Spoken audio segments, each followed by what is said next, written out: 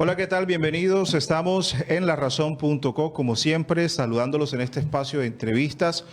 Hoy hay un invitado especial en esta mesa de trabajo. Quiero saludar al precandidato presidencial David Luna. Está con nosotros, va a hablar sobre importantes temas de actualidad nacional, temas de país. Bienvenido. ¿Qué lo trae por el departamento de Córdoba? Jorge, muy buenos días. Igualmente a Luz Darío, muchas gracias por esta invitación a larazón.co, que conozco desde hace muchos años, cuando me desempeñaba como ministro de Tecnologías de la Información y las Comunicaciones. Bueno, yo renuncié al Congreso hace un poco más de un mes, renuncié al partido que me eligió como congresista, a Cambio Radical, y lo hice porque creo que Colombia necesita una renovación generacional. Creo que Colombia debe recuperar la moral, obviamente la economía, el orden público, pero también la esperanza.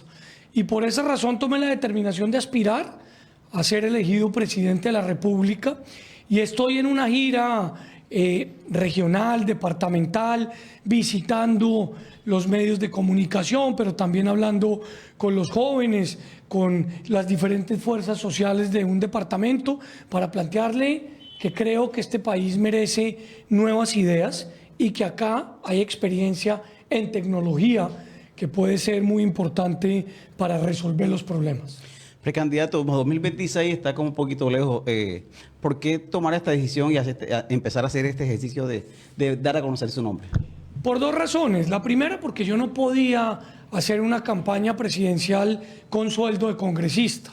No me parece ético.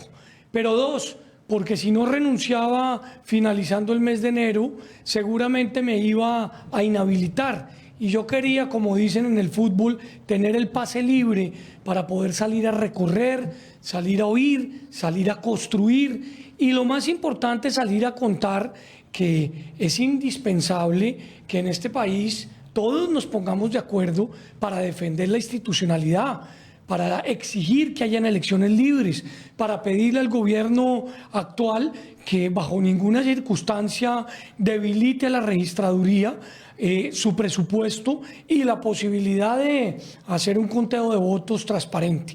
Pero dos, porque David Luna comenzó su vida pública hace 27 años, más de la mitad de su vida, como miembro de la Junta de Acción Comunal, de la Corporación de Vecinos de su barrio, donde nací, y poco a poco he ido construyendo una carrera: edil, concejal, representante, viceministro, ministro, senador, sin escándalos, sin investigaciones, Luis. Entonces yo sí creo que hay que sentirse honrado de ser político de oficio. Y me parece a mí que lo que se necesita para resolver los problemas de los colombianos es experiencia, estar probado en el sector público, que no es lo mismo hablar que hacer. Precandidato, usted es de los pocos que ha formalizado su candidatura, pero hay muchos que también quieren hacer el ejercicio. A mí me encantaría que muchos salgan al ruedo, que muchos se unten los pies, que muchos se remanguen las camisas, se pongan las botas, porque este país necesita nuevos liderazgos. A ellos les pido que salgan a participar, porque ese cuento de estar dando giras y conferencias y decir que sí, pero no le hace bien a la democracia. Lo que necesitamos es que las personas que quieran meterse, se metan de frente, sin tanta excusa y, por el contrario, con mucha firmeza. Dos, yo creo que es muy importante que haya diferentes ideas. Este país no lo resuelve la izquierda o la derecha. Este país lo resuelve el sentido común, lo resuelve la sensatez. Hay que dar la lucha contra el hambre, porque 2.500.000 colombianos se acuestan con una sola comida, pero hay que recuperar la seguridad, hay que luchar contra el desempleo, hay que permitirle a los jóvenes que quieren tener una esperanza de un salario digno, pues tener una habilitación, una capacitación para poderlo lograr. Eso es con hechos y con menos carreta.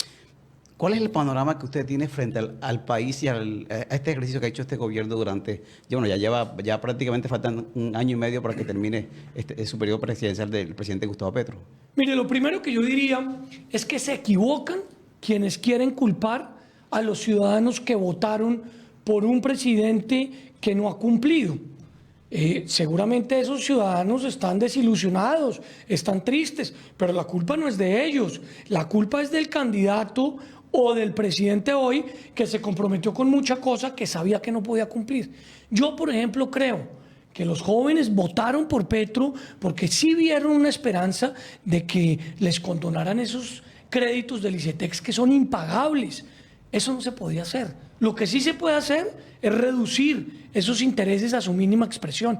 Yo creo que hay muchos adultos mayores que querían un cambio y Petro les prometió que les iba a aumentar el subsidio de 80.000 a 250.000 y no lo ha hecho y lo podía hacer fácilmente con una decisión política. Entonces, a mí lo que me parece es que acá queda una enseñanza. Hay que hablar menos carreta. Y hay que hacer más, hay que votar con la razón y no con el corazón.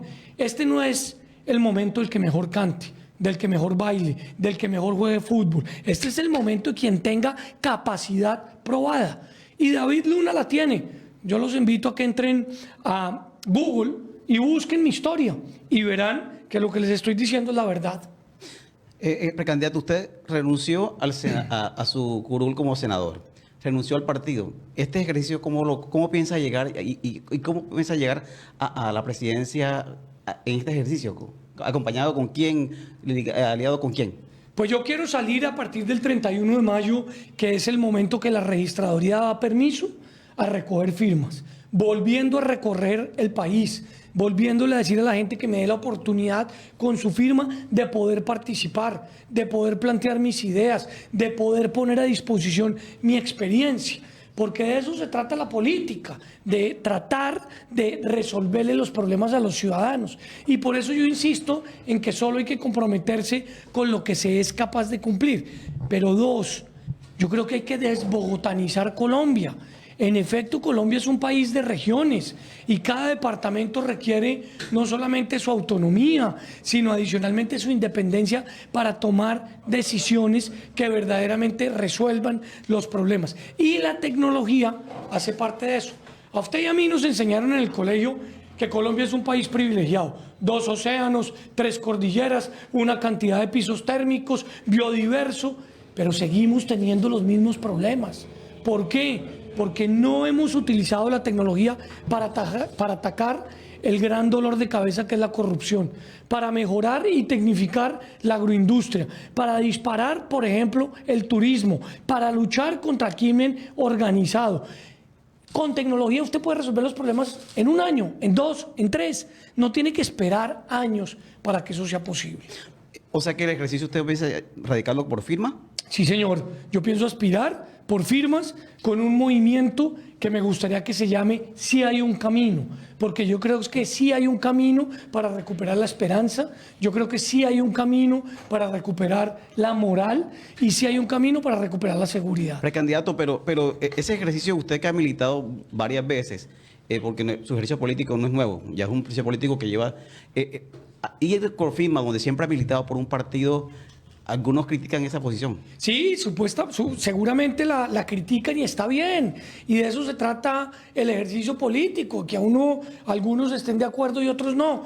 Pero mire, yo renuncio a Cambio Radical, primero porque hay una cantidad de gente que quiere ayudar a que este proyecto se convierta en realidad, que no cree en Cambio Radical. Y me parece que eso es legítimo. Y por eso presentar una candidatura ciudadana es lo correcto. Pero dos, yo siento que yo represento una renovación generacional. Sí, ya tengo 50, ya estoy seguramente con media pata al otro lado, pero finalmente son 50 donde hay 27 años de experiencia. Yo no soy un político que va a salir a negar su origen. Yo me siento un político de oficio, pero un político con experiencia y un político responsable, sin ningún tipo de tachadura, sin nada que esconder. ¿Qué cree que le espera a ese próximo presidente, sea quien sea, en Colombia? Pues ¿Qué país cree que va a recibir ese próximo presidente? Pero hablemos en positivo. Yo lo primero que creo es que se necesita un presidente, hombre o mujer, que una al país. No puede ser que un presidente esté viendo que el mejor alcalde del país es el alcalde de Montería y le niegue la posibilidad de recibir recursos de la nación. Es que acá el recaudo de los impuestos aumentó casi que en un 300%. ¿Por qué? Porque la gente está creyendo en sus gobernantes, en el alcalde, en el gobernador, en sus instituciones. Y es fundamental algo tan importante como recuperar la confianza. El presidente es el presidente de todos, no solamente de un sector. Dos, yo creo que llegó el momento de una renovación generacional. Yo creo que está bien que haya muchos colombianos que crean en el expresidente Uribe, otros que crean en el actual presidente, pero llegó el momento también de nuevas ideas, de meterle tecnología a ver cómo atacamos el grave problema de la corrupción o de ver cómo resolvemos el problema que estamos teniendo hoy con el arroz o cómo equilibramos la balanza comercial generando más cultivos de maíz o de soya. Para eso necesitamos tecnología, como también la necesitamos en materia de seguridad. Permítame, quiero tocar un temita de ese tema que usted acaba de tocar, el tema de la sustitución de cultivos. El gobierno ha anunciado una compra de 25.000 hectáreas en este ejercicio que no es nuevo, ¿no? Este tema de... Sí, ya lo había anunciado en el pasado. Y varios gobiernos también han hecho en el tema de la sustitución de cultivos, se ha hecho. ¿Qué piensa frente a nuevamente este tema de sustituir los cultivos? Yo creo en la sustitución de cultivos, no creo y estoy totalmente en desacuerdo de comprar cultivos de coca. ¿Sabe por qué? Porque el traqueto, el mafioso, termina doblegando al campesino y lo termina obligándole a que le entregue el producido para él salir a recibir la plata del gobierno. Dos, el ELN, que era un grupo que supuestamente quería llegar al poder a través de las armas, se convirtió en un grupo traqueto, mafioso, al igual que el Clan del Golfo, que lo único que les interesa es ver cómo extorsionan y cómo golpean a la sociedad. ¿A través de qué? De una excusa como el narcotráfico o como la venta ilegal de oro o como la tala indiscriminada de madera. Acá hay que tener absolutamente claro que hay que recuperar el orden y para lograrlo hay que desamarrarle las manos y los pies a la fuerza pública, a la policía. Ese cuentico de que delinquir paga, en mi gobierno se acaba. Acá lo que hay es que pagarle a los que quieren estudiar, pagarle a los que quieren crecer, pagarle a los que quieren emprender. A ellos sí, pero a los delincuentes necesariamente hay que meterlos a la cárcel. Y eso que yo soy un hombre de paz, lo he demostrado. Pero la paz no es propiedad de la derecha o de la izquierda. La paz no se consigue con acuerdos de la cárcel picota, donde los narcos condenados o donde los guerrilleros condenados querían simplemente recibir beneficios a cambio si votaban por un candidato. No nos equivoquemos, no podemos permitir que nos inviertan los valores. ¿Por qué?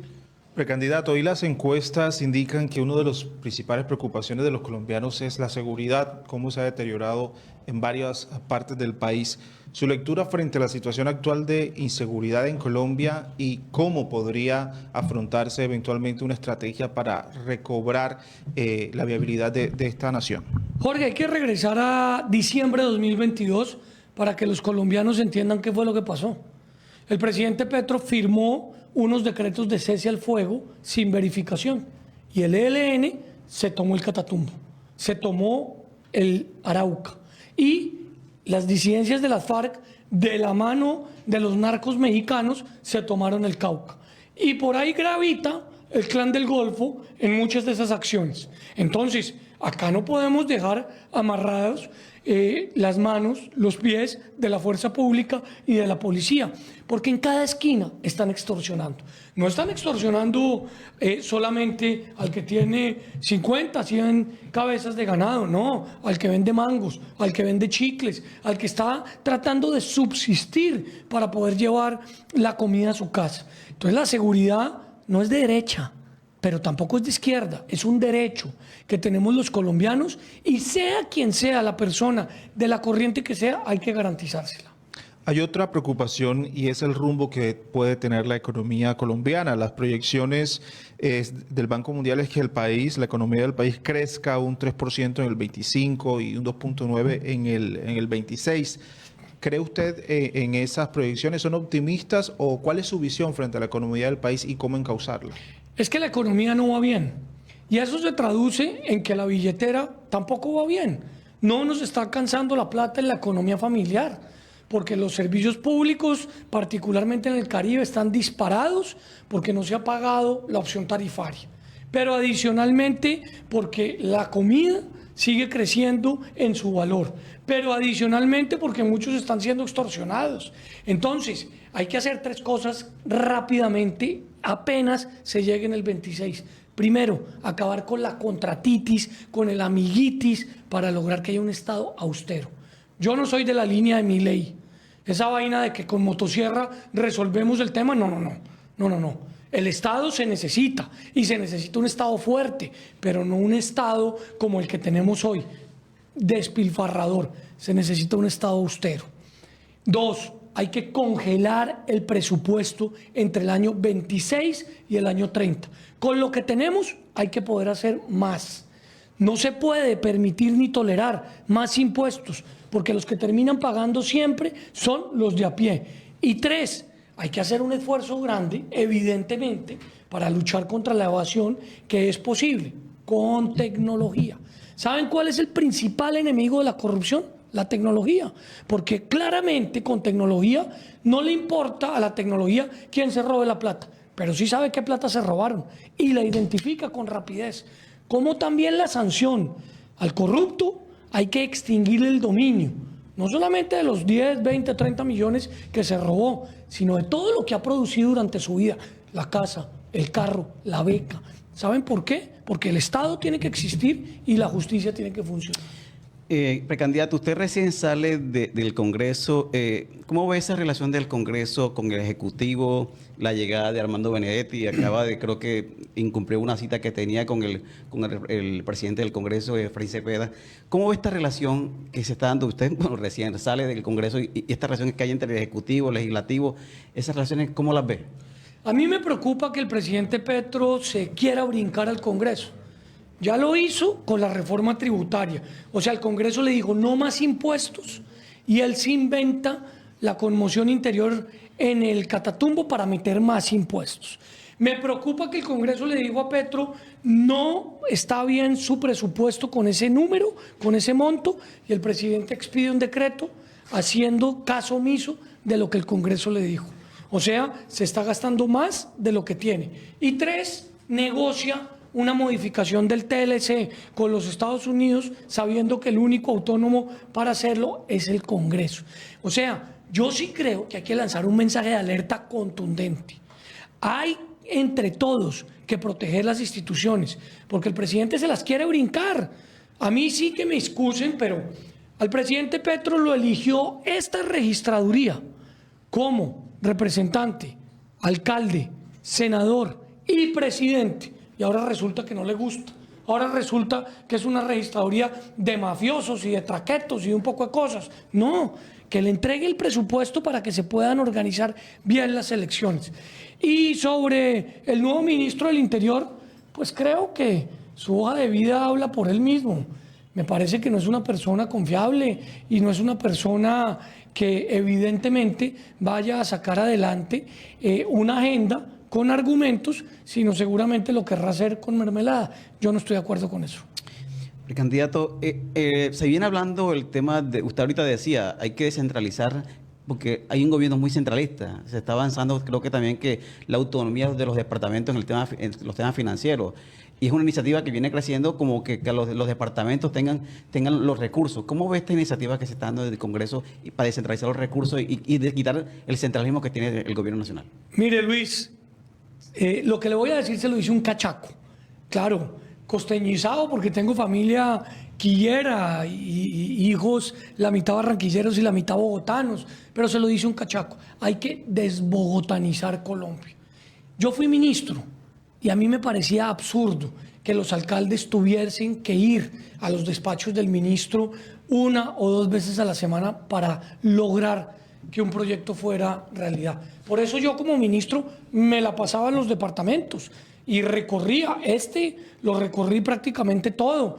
En ese entonces estaba como alcalde Marcos Daniel Pineda, pero cuando estuve como consejero presidencial estaba como alcalde Carlos Correa, pero cuando estuve como ministro estaba otra vez Pineda. O sea, yo entiendo perfectamente que los departamentos y las regiones necesitan autonomía, pero sobre todo necesitan presidentes que sean buenos seres humanos. Uno no puede por debajear a un gobernante local porque pertenece a otro partido, o porque tiene otra filosofía, o porque critica al presidente. Hay que tener altura. Si un alcalde, vuelvo y repito, tiene críticas al presidente, y si yo soy el presidente, no habrá ningún maltrato como está sucediendo en este momento. A Dios lo que es de Dios y al César lo que es del César. Córdoba y Montería, pero todos los demás municipios tienen derecho a exigir que se les atienda de la manera que lo merecen, porque entre otras, gran parte de los impuestos se recaudan acá. En la última reunión de gobernadores que se dio en Boyacá, En Villa de Leyva, hubo una queja, y es que hubo muchos cambios de ministros, y esas eran las conexiones que tenía el gobierno nacional con las regiones. Y que eso creo que ha atrasado un poco también las inversiones en los departamentos. ¿Cree que sí tiene que ver el que haya tanto cambio de ministros para que se desarrollen los proyectos en las regiones?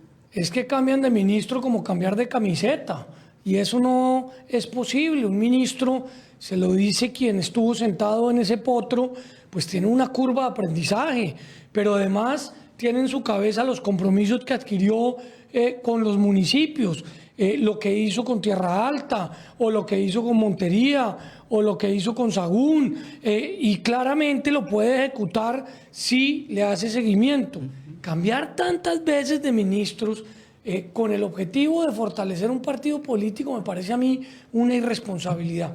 Pero dos, me parece aún más irresponsable hacer, no el de anoche, sino el de hace unos días, Consejo de Ministros, para actuar como Poncio Pilatos. Yo me lavo las manos, los culpables son los ministros y no yo.